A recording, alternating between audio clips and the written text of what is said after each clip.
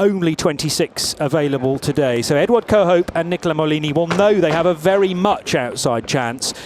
And it sort of hinges on, not this session, but the next one for those guys. They have to get pole position to keep that championship battle alive, because when you go on the count back, it's incredibly close to try to split them. I think they're level actually, or will be level, on wins and second places and third places. So you have to go as far down as fourth to give the victory to DKR Engineering. But yeah, it would take a very bizarre result for DKR not to take a fourth championship in a row. Quite extraordinary that they're running this championship. It's been super close at the top, but I almost wish that Edward Kohope and Nicola Mellini in their Cool Racing Ligier just had a few more points in the bag, because, as you say, it could all be over for them in terms of the championship. But that said, if you know you're going to come second in the championship, you know, more than likely, you've still got this fantastic circuit to go and race on. Yeah. And I really, really do take my hats off to all the teams and drivers and the championship organisers for getting us to this point in the season. We've had a full season of racing, and I think we're going to look back in retrospect and go, the job people did and the risks they took in terms of, financial risk to come and play when so many things are uncertain. But anyhow, right now, when the drivers are in the cockpit, they can put that behind themselves and they can focus on 15 corners, a lot of which you cannot see the exit from the entry. It goes up, it goes down, and this is what's putting the smile on their faces. Totally. 3 cars of the 4 then queued up at the end of the pit lane. We've got an interesting blend line here this week. Now, this is because of what Formula One did here 6 days ago, well, in fact, for the whole of their weekend, of course. The blend line, which delineates the pit lane exit from the racetrack, is effectively a concrete wall, according to Eduardo Freitas, our race director. If you are leaving the pit, you cannot cross it from right to left. If you're on the racetrack, it's invisible. However, there's a sort of dogleg to the very end of the blend line this year, and you may well have noticed that all 3 GT3 cars almost look like they went across the blend line, but there's a section of it that's been blackened out, greyed out effectively, so that was a perfectly legal route out of the pits, and I think that's something to become used to during the races as well. So it's straight, and then it kind of kinks to a 45-degree angle, and that should deliver you into turn 1, more or less on the racing line, but it's something to be wary of, certainly when cars are on the racetrack, because you don't want those trajectories meeting. Yeah, so the very end of the blend line there is not there effectively. It's been sealed over, and they will be seeing cars theoretically breaking the rules, but they're absolutely fine in doing that.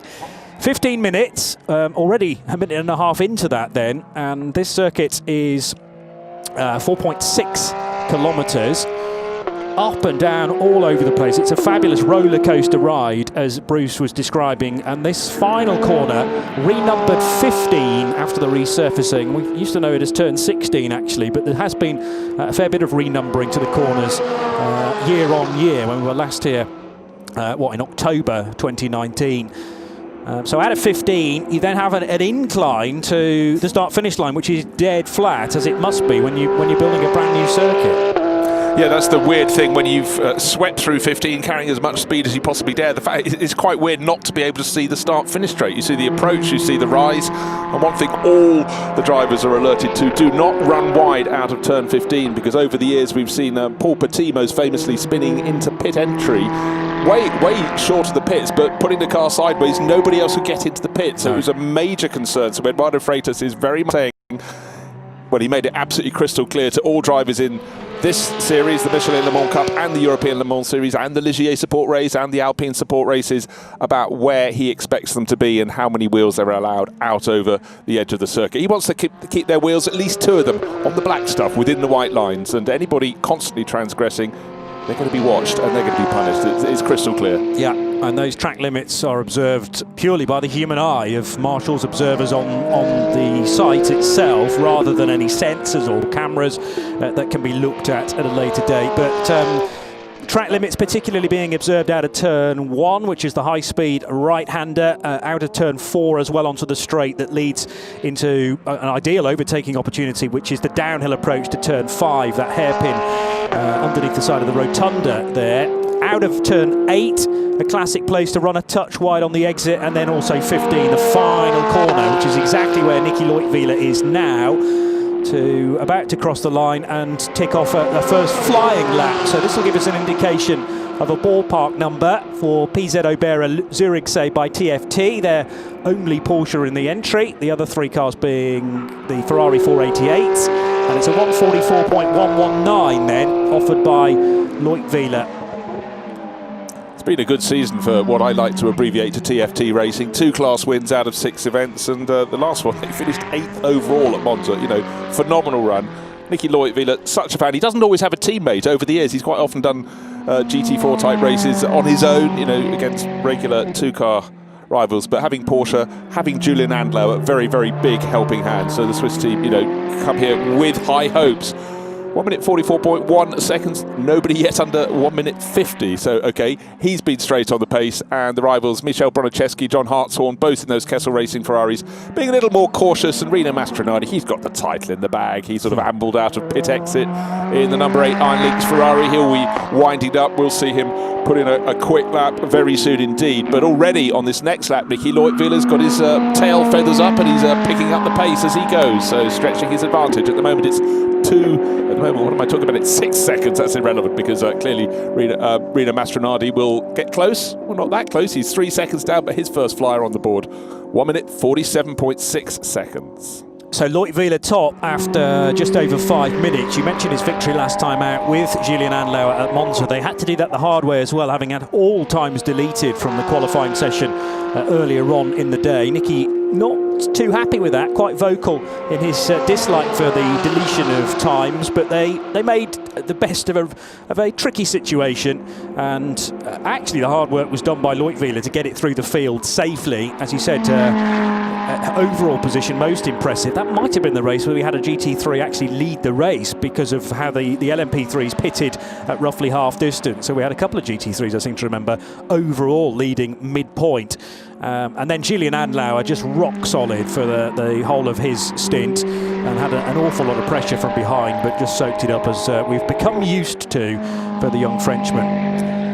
Right, an improvement from Nicky Leutwiler, the Swiss driver now, 1 minute 41.3 seconds, picking up the pace. Next best, Michel Bronicheski, the flying pole, been racing Ferraris for quite a number of years now, a good half decade. He's second quickest, 1 3/4 seconds down. But Rino Mastronardi, looking at him on screen at the moment, the number 8 Iron Lynx Ferrari, fastest of all in Sector 2, so he will be moving ahead of John Hartshorn anytime soon. Will he go ahead of Michel Bronicheski? Quite possibly. Nicky Leutwiler too, the Italian veteran, really, really pressing on for Iron Lynx.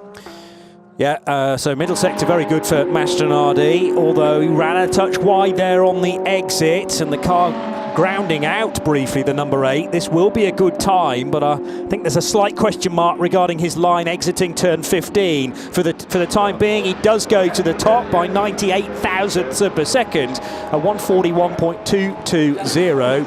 But I'll keep my eyes trained on the bottom of our timing screen because that's where the times that are deleted appear. So far, so good, though, for the number 8 car. Meanwhile, Michel Bronicheski in the 74 car in a cracking position in the European Le Mans Series with 1 round to go as well. In a similarly numbered car, also from Kessel Racing. And that fantastic noise of, these days, the 3.9-litre turbocharged V8 that sits in the middle of that 488 GT3. He'll move to a GTE car very shortly, actually, although probably Bronicheski won't be involved in the qualifying, but we will see him quite possibly start tomorrow's ELMS race in what will be a 10-car field for GTE. Mastronardi on the ragged edge there as he gets to the top of turn 10 and pitches it through 11, that fabulous downhill run through the sweeping turn 12.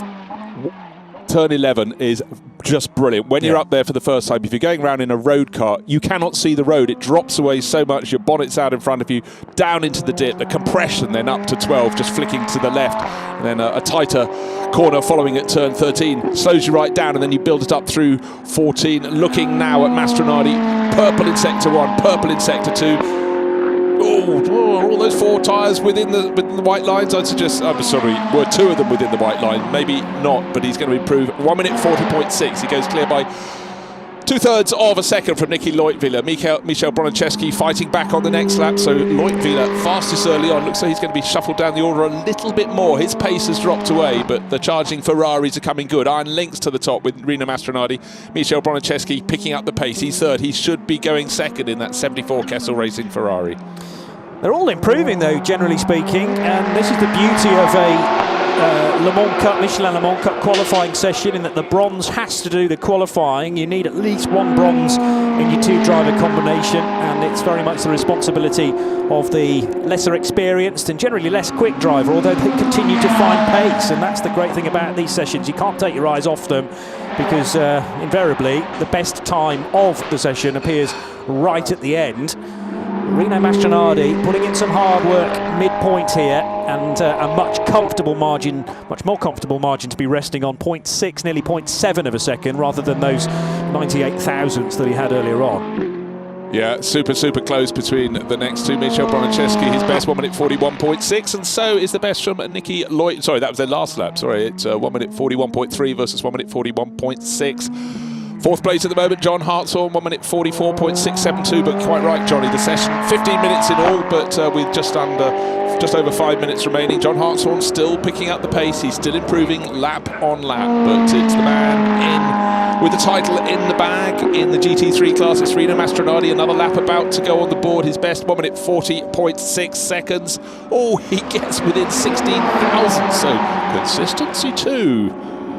Yep, something to be commended as well. That'll be useful when we get to the race. Average lap times so important, particularly when these drivers will have to do a 50-minute stint before they can change over. Just the one pit stop for the GT3s. It's a different story for LMP3 and has been all season because of the brand new Nissan engine Oreca prepared. They make it into a race engine, but it is rather thirsty. And that, sadly, is an issue that hasn't been solved all season long. So actually the LMP3s will have to take a further pit stop in today's race to make sure that the cars do the distance. And that second pit stop, very restricted actually in terms of what you can do. It has to be no quicker than 85 seconds, and it is literally fuel. You can change the tyre pressures, you can wipe the windscreen, and that is it. There's no driver change permitted, and you can't change tyres either. The bigger full service comes after 50 minutes, and that drive time has been completed. The first driver time has been completed, and that'll be a 2 minutes and 5 second stop.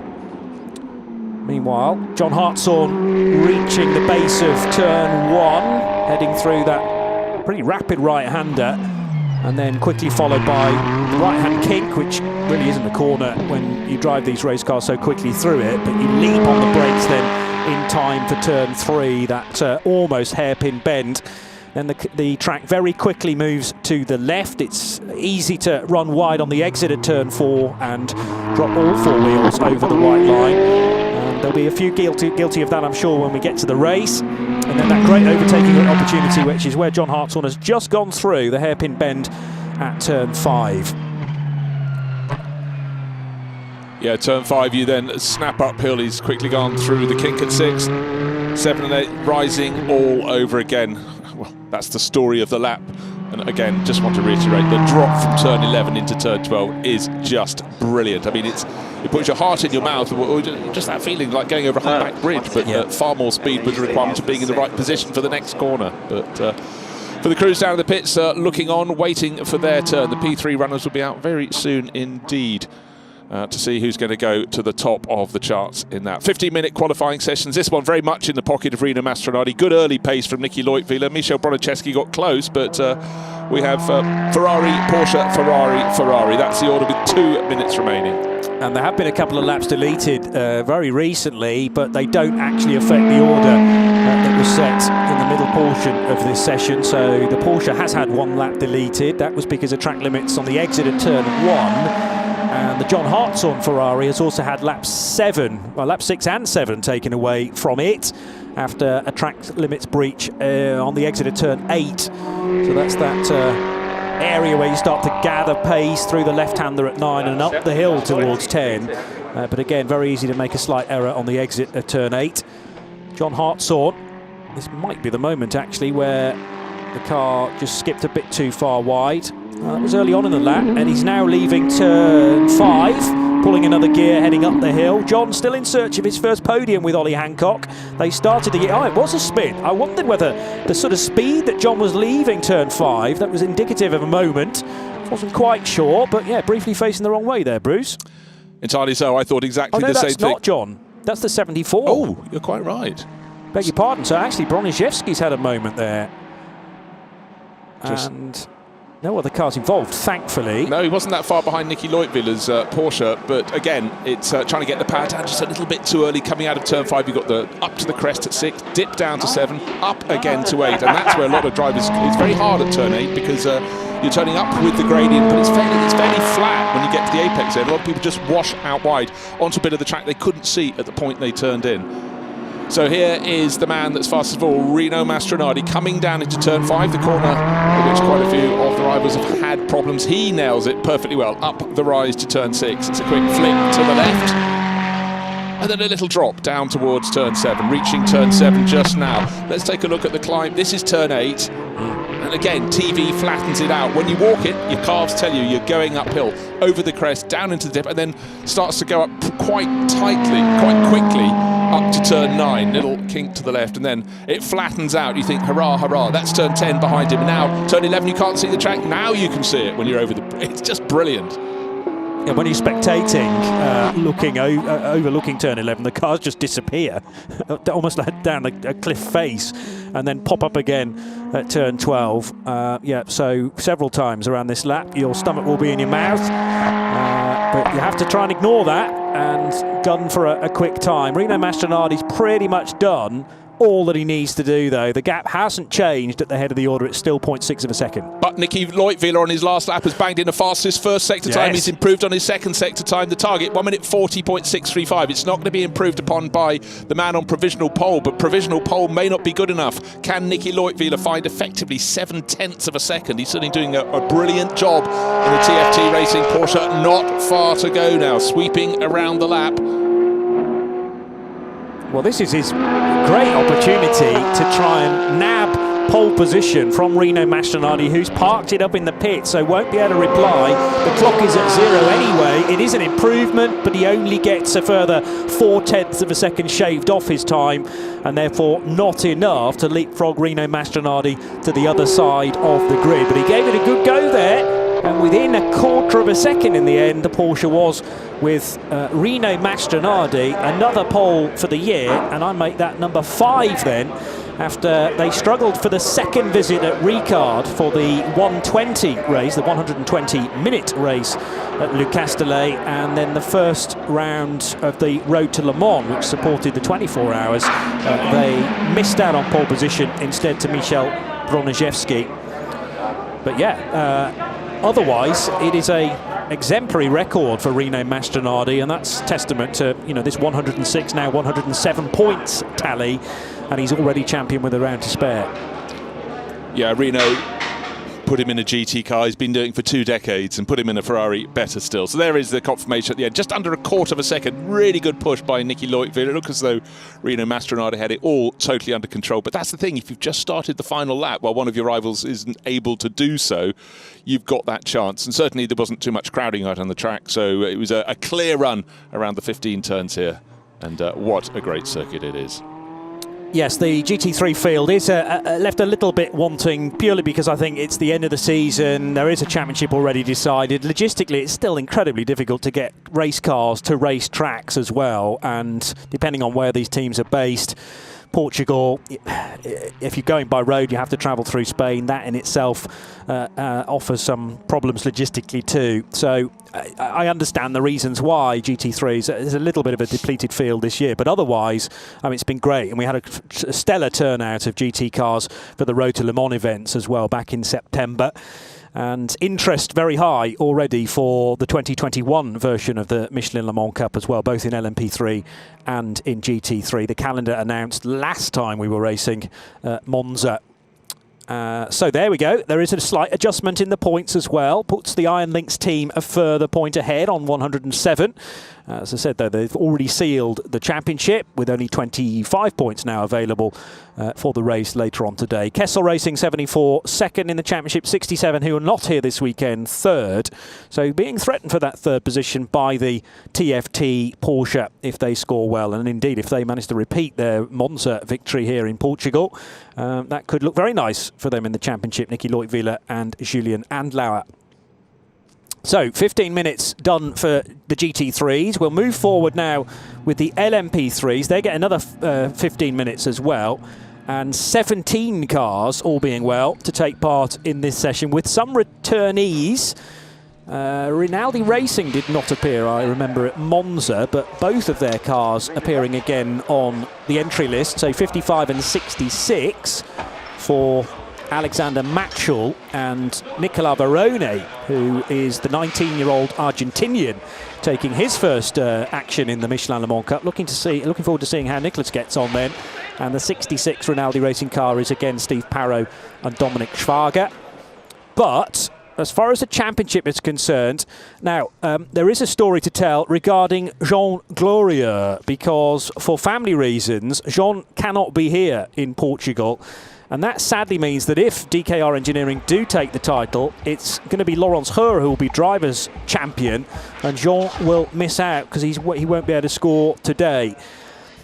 There were some discussions in the press room earlier on today to suggest that maybe if they get into a good position in the race, and more so Edward Cohope and Nicola Mellini are having a nightmare, might it even be worth parking the DKR car so that they don't score and Jean Glorieux can become champion in that respect? But it's a dangerous game to play. It certainly is. You can just imagine when you think all is safe and you just haven't crunched those numbers quite rightly. But come what may, really tricky. But I mean, what a run DKR Engineering have had. This will be their fourth title on the hop if they land it. We still have to say if, because maths are maths. Yep. You mentioned there earlier about Nicolas Verone coming over, Argentinian 19-year-old. A little bit of Formula Renault in Argentina, bit of BRDC F3 in the UK, bit of International GT Open in the Lazarus Racing Bentley this year, and then now Rinaldi Racing 2K, and he's really climbing the ladder very quickly indeed. Not a lot of experience, but I think it's fantastic that 20 years ago, if he came over to Europe, he'd have been competing in Formula Renault. Yes. The choice is now that you can go away from single-seaters as a teenager and play in P3 is absolutely brilliant. No, it's definitely become a very real option now for the young drivers, which is great to see. Right, some reaction from the first 15-minute session then. Let's head down to Hayley Edmonds, who's got Rino Mastronardi. I'm joined here by Rino Mastronardi, driver of car number 8 for Iron Lynx. Rino, you pretty much topped everything off in Monza. You won the Drivers' Championship, you won the overall championship, and now just cherry on the cake, you got the pole here in Portimão. How do you feel? Yeah, I feel obviously okay. I feel less pressure than the other races because, as you said, we already won the championship, so we are more relaxed here. I have to say that, despite the fact that the car was perfect, I'm a bit worried for the race because also Porsche is showing a very good speed. But anyway, I'm sure that me and Giacomo, as always, we will do a very good job. So I'm fine. I'm fine with that. Iron Lynx, as usually, gave me a very strong car, so everything looks perfect so far. Fantastic. Thank you very much, Rino. You're welcome. Thank you.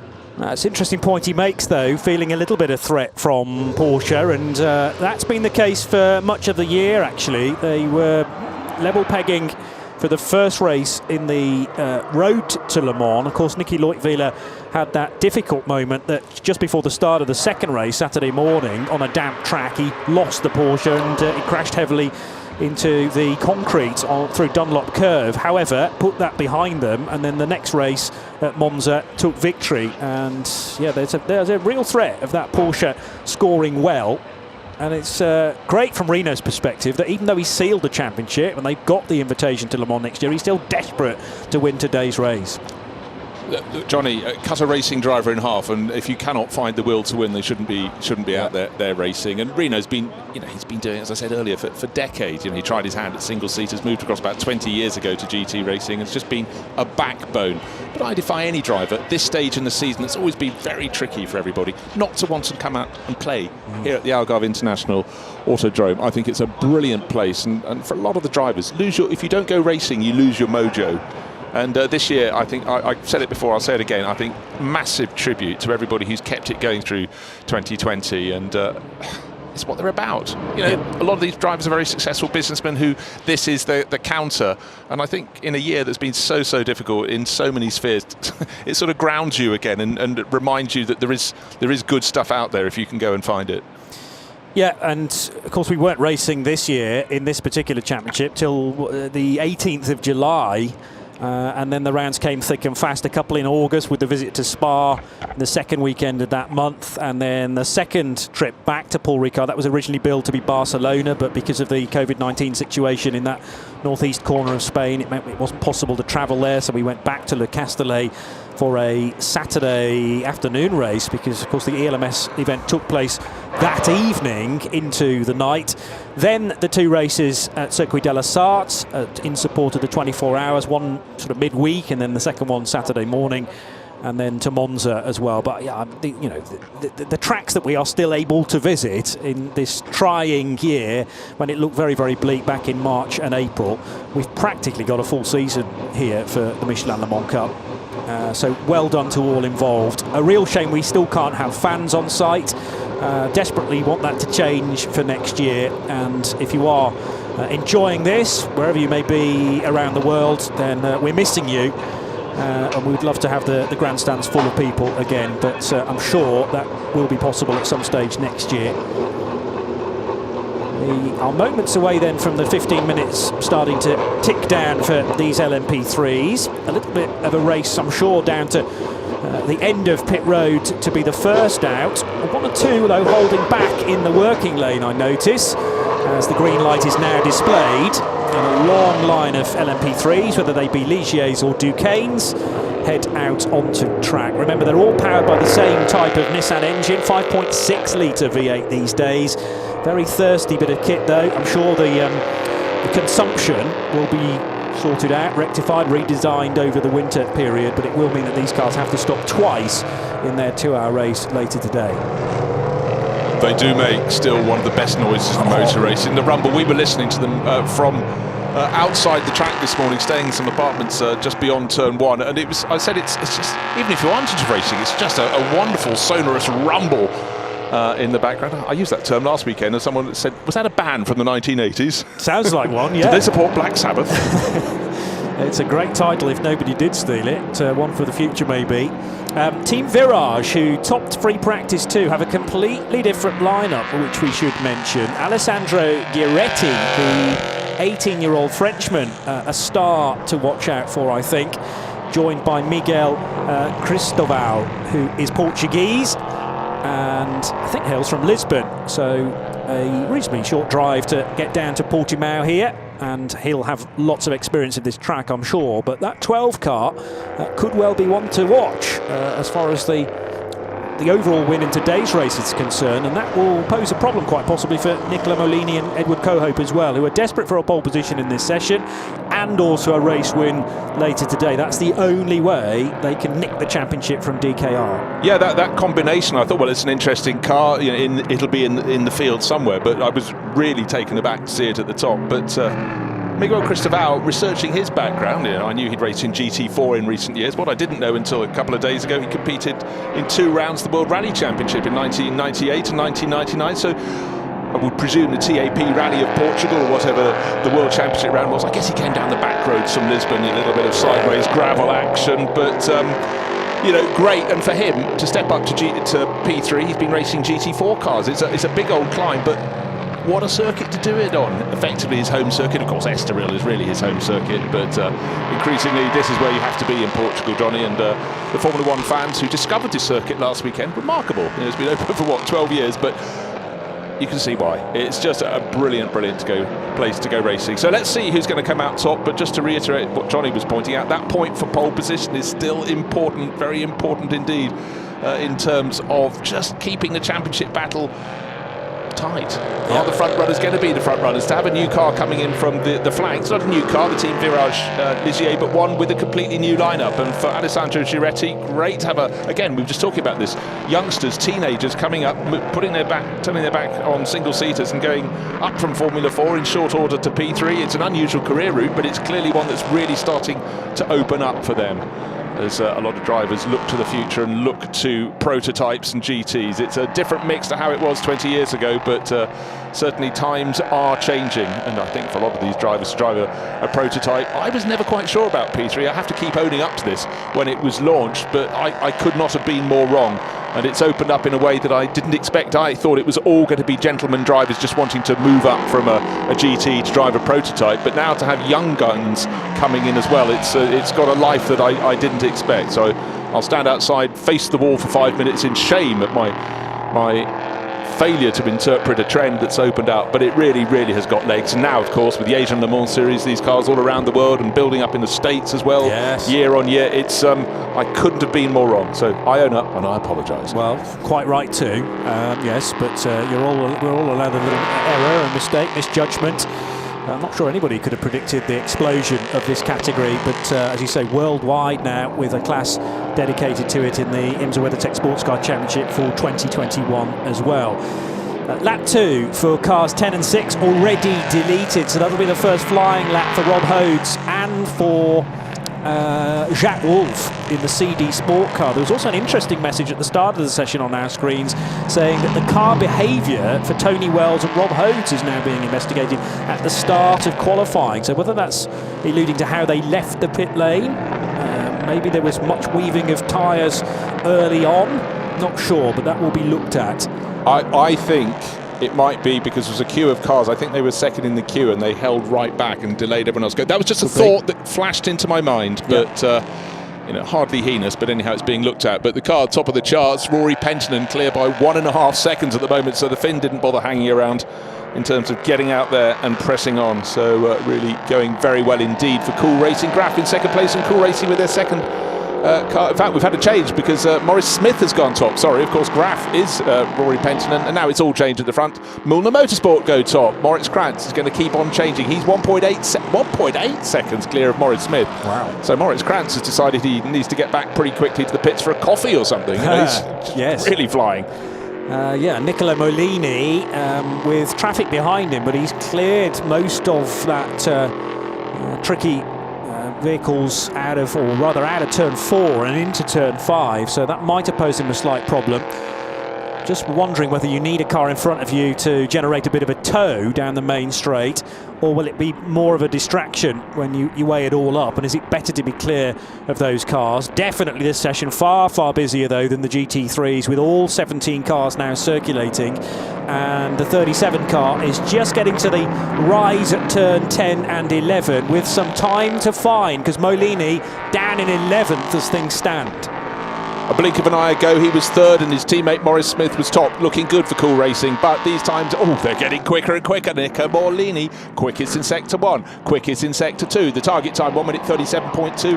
I think we'll have someone in the 1 minute 36s any moment soon when Mellini comes up to complete that lap. Rinaldi Racing, Alex Matchell flashing up and over the start-finish line. Let's see, he will move up to second place. Very good lap from him, but it's a moving target. He's just a third of a second, less than that, 0.3 of a second down. Mellini does not improve in the final sector. He only slots in 36 tenths of a second down. That lap from Maurice Krantz from Mühlner Motorsport is looking more and more special.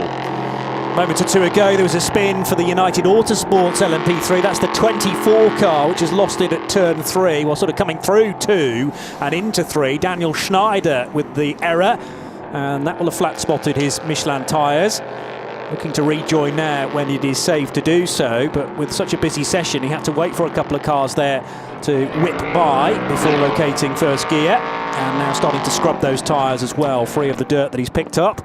New name at the top, it's no longer Maurice Krantz, 0.6 of a second faster. Rory Penttinen finds about 2 seconds on his previous lap, so it's Graf back to the top of the charts. Maurice Krantz down to second, Alex Matchell, we just saw him take that 3rd place. But Nicola Morlini is the one who's interesting to me for Cool Racing, car number 37, large on the screen at the moment. Nicola Morlini, fastest again in Sector 1 of anybody else, by about 1/3 of a second.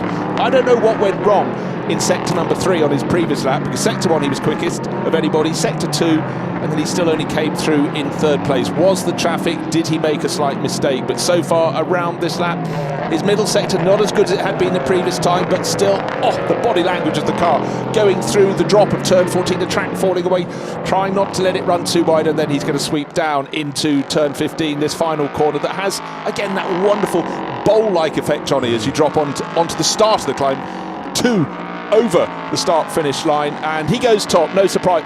He goes top, 1 minute 36.1. He suddenly found a second and a bit on that lap. Rory Penttinen now half a second down in 2nd place.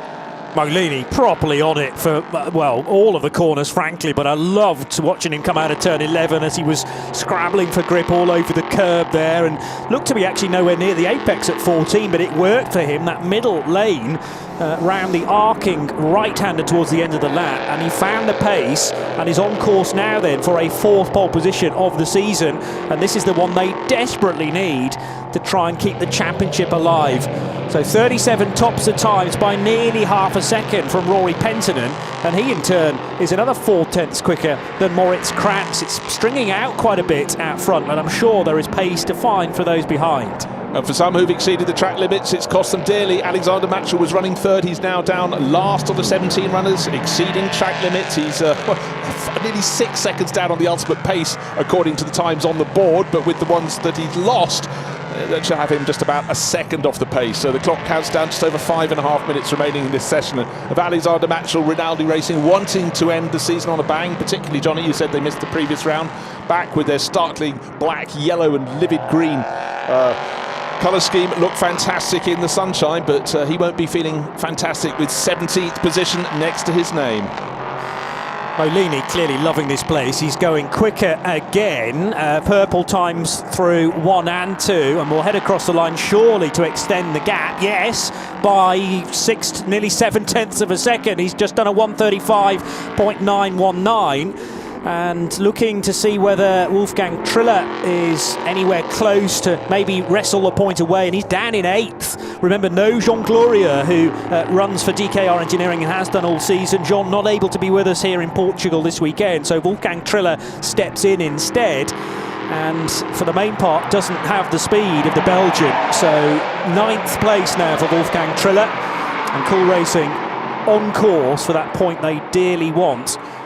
As now, has there been a lap time deleted there? Because I thought there was 0.8 of a second between 1st and 2nd. It's gone back to 6.679, but 37 is not shown in our list of cars that have had times deleted. A number of other cars are, though, including the 26, which is Rory Penttinen. That might have been what happened, actually. Pentinen's time has adjusted behind. It is. You have to be very quick. You look at the times up on the timing screen, then it takes a while for those times to be deleted, and so you've seen a time, it's in your mind, you sort of think it's confined to history, but not the case. But Cool Racing, Nicola Morlini, 1 minute 35.919. It's come and get me, and you don't have many laps to do it. And just again, looking, we talked about Team Virage, they were fastest in free practice. Still a really good run from Miguel Cristobal to be 6th fastest on his championship debut.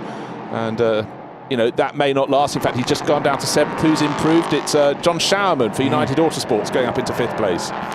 And the 69 car is about to cross the line, although Maurice Smith not showing any signs of improvement. Behind him, he's got the sister car from Cool Racing, though.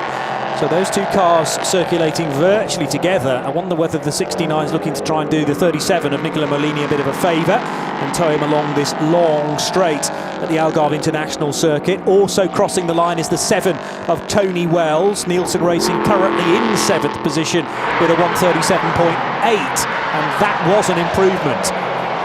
In fact, 3 cars all occupying a similar spot on the timing screen. 5th, 6th and 7th all going slightly quicker. John Showerman for United, Alexander Matchell for Rinaldi Racing on their return to the championship, and Tony Wells, as I mentioned. And Nicola Mellini is not content. For Cool Racing, he's fastest by 0.679 of a second, and he just banged in an even faster first sector of the 3 sectors that make up the lap. So car 37, Nicola Mellini, could be 3/4 of a second clear if he can continue at this pace. Waiting to see what his speed is through the second sector. That ends just where the track goes level at turn 10 before they turn sharply to the right at turn 11. Then you're into the final sector. Waiting for him to get there. Very close to his best pace through that second sector, not right on it, but we've seen, as you see, Johnny, it's a very interesting line. You picked it out beautifully. Turn 14, you don't want to run too wide because you will simply run out of space. It looks though you're not committing to the corner, running that middle line, but it's been the fastest line for Nicola Mellini. Will it lead to another improvement? He's got traffic, but he's got a tow potentially. That's true, because it's the sister car. It's Maurice Smith, who's also just had a time deleted. Under 2 minutes to go, and the 2 Cool Racing Ligiers then will head across the line together.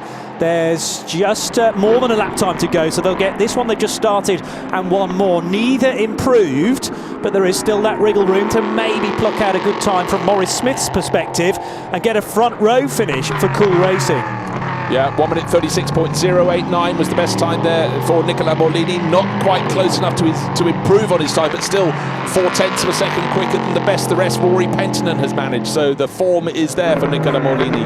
Looking to see who is going to fight back. Can Lawrence Ho get way off the road there for Schaumann. And that was coming out of turn 11. That's sort of close to what Mellini's been doing.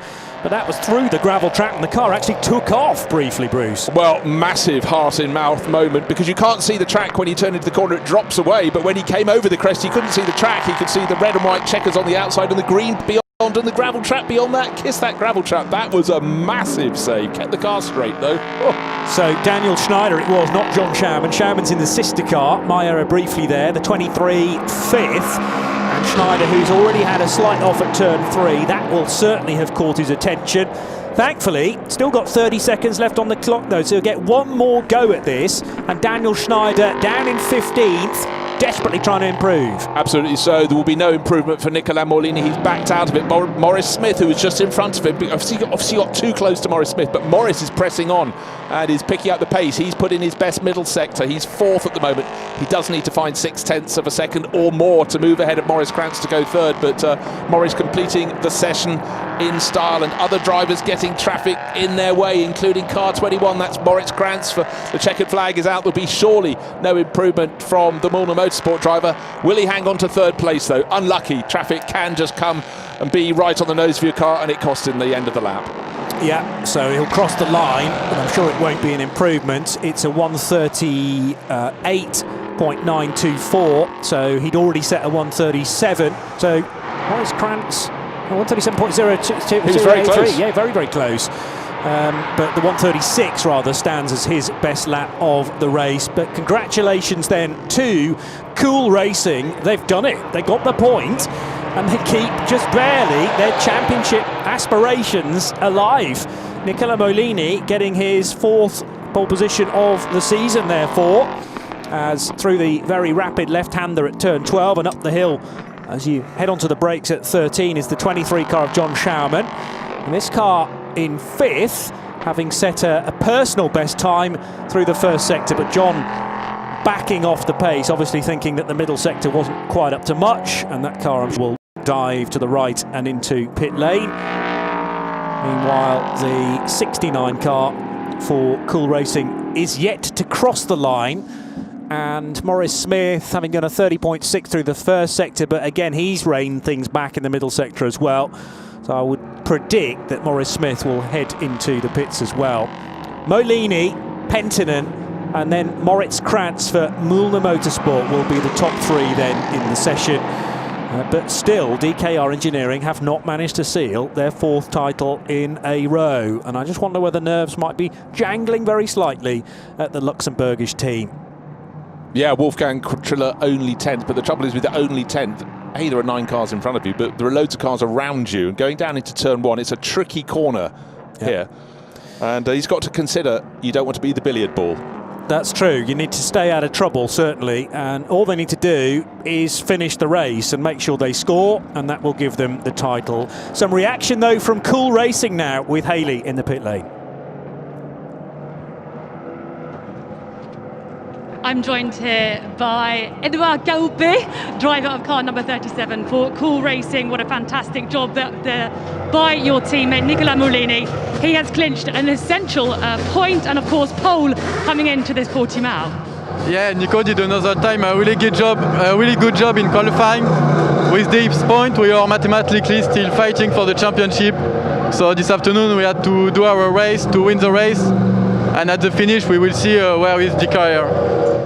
And do you feel confident going into the race? Yes. All right, thank you very much, Edouard. Thank you. Edward Coe not giving anything away there, and you can forgive him for that, certainly, but they can't think about winning the title. They just have to, as he said, concentrate on the 2-hour race from their perspective. They've got to get their stint times correct. They've got to do the drive times and then the driver change as well, and make sure they win the race. But they've done part of that job already by getting pole position. 1:35.919 after Nicola Mellini's splendid performance in qualifying, outgunning everybody else by 6.5 tenths. Graf and Rory Penttinen finished second in the session, ahead of Mühlner Motorsport and Moritz Kratz. It's Maurice Smith for Cool Racing fourth, ahead of John Sharman for United Autosports. Sixth place going to Rinaldi, Nielsen Racing and Tony Wells seventh. Team Virage and Miguel Cristobal, his debut in the Michelin Le Mans Cup, bags eighth on the grid, with Patrice Lafargue and Wolfgang Triller completing the 10. And a little lower down, Jacques Wolf actually struggled to get a lot of times in. He had one or two deleted early on. Eventually a 1:39.423 was legally lodged, and it means that the CD Sport cars will start 14th and 17th. But Mühlner Motorsport in their familiar sky blue and white livery, getting the best position for a Duqueine M30 as well in third position.